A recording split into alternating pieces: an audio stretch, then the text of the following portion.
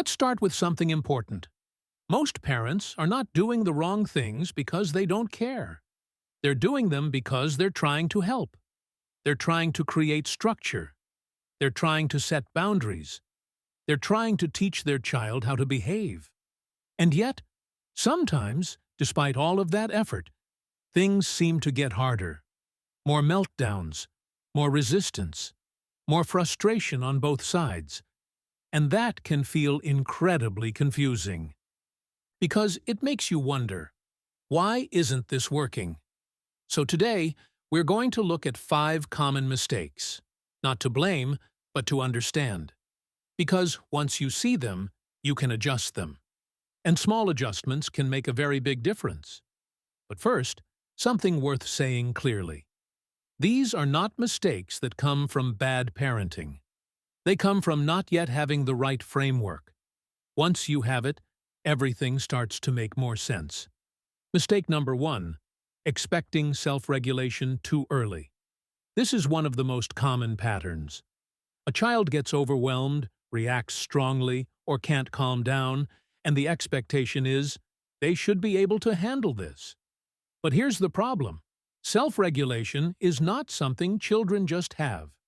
It's something they develop over time.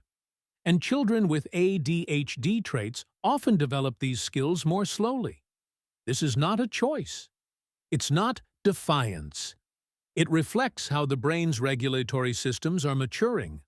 The prefrontal cortex, the part of the brain responsible for pausing, planning, and managing impulses, develops well into early adulthood. In children with ADHD traits, this development often runs even further behind their peers. So when we expect independence too early, we create frustration for the child who feels overwhelmed, and for the parent who feels like nothing is working. The shift is simple but powerful. From "you should calm down" to "let me help you calm down." That's where regulation begins. Mistake number 2. Inconsistent routines. Structure helps every child. But for children with regulation challenges, it's essential. And not just structure predictability. When routines change constantly, or expectations are unclear, the brain has to work much harder to keep up. And that leads to more resistance, more emotional reactions, more difficulty with transitions. It's not about being strict. It's about being predictable.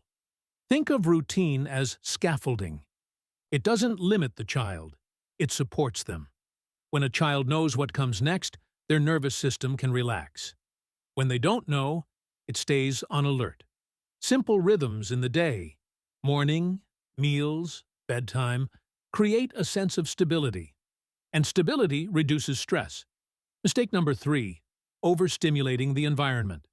This one is easy to miss. Because modern environments are naturally stimulating.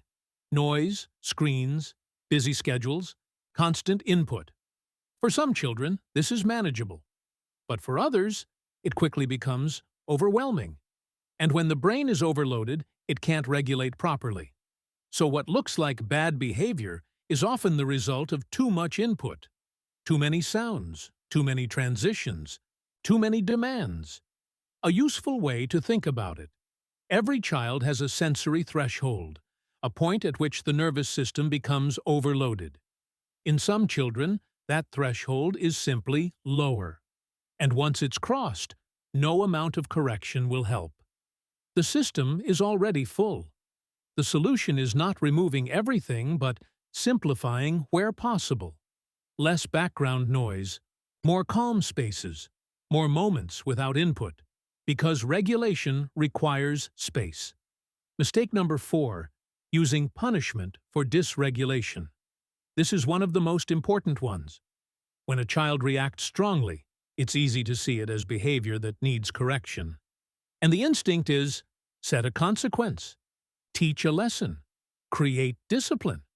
But here's the problem.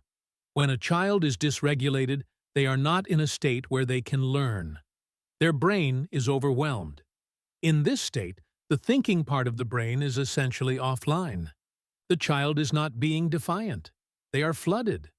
And adding punishment does not teach regulation. It increases stress, which often leads to more of the same behavior. This doesn't mean no boundaries. It means understanding timing. Regulation first. Teaching second. Once the child is calm, that's the moment for connection, reflection, and learning. Not before. Mistake number 5. Focusing only on behavior, not the cause. This is where everything comes together. A child refuses to listen, has a meltdown, can't sit still, and the focus becomes, how do I stop this? But behavior is only the surface. Underneath, there's always something driving it. Fatigue, overstimulation, frustration, unmet needs. When we only address the behavior, we miss the root.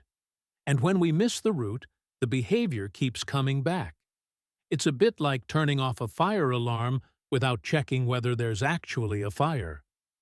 The noise stops, but the problem remains. The shift is this: from "how do I stop this" to "what is this telling me?" And that question changes everything. Now here's something important. Most of these mistakes don't look like mistakes. They look like normal parenting, setting expectations, keeping busy, trying to teach right from wrong. And that's why they're so common. Let's bring this into a simple example. A child has a meltdown in the afternoon. The reaction might be, they need discipline. They need to learn. But if you step back, you might see something different. They didn't sleep well. They had a busy day. They had no time to reset. They're overwhelmed. Now the behavior makes sense. And when it makes sense, you respond differently. Maybe the solution isn't a consequence. Maybe it's a quieter afternoon, or a 10-minute movement break after school, or dinner 30 minutes earlier. You're not just managing the symptom. You're addressing the cause. And here's the most important part. You don't need to change everything. In fact, trying to fix everything at once usually makes things harder. Instead, start small. Choose one pattern, one adjustment, and apply it consistently. Because small changes, repeated over time, are what actually shift behavior. So if you take one thing from this video, let it be this. Most challenges are not caused by doing the wrong things. They come from doing the right things, but at the wrong time or in the wrong way for that child's brain. And once you understand that, something shifts. You stop fighting the behavior and start supporting the system behind it. In the next video, we're going to look at the other side of this. What actually helps. Simple, practical things that support attention, emotion, and regulation, even before any diagnosis. And if this video helped you see things differently, you can share it with someone who might be stuck in the same cycle right now.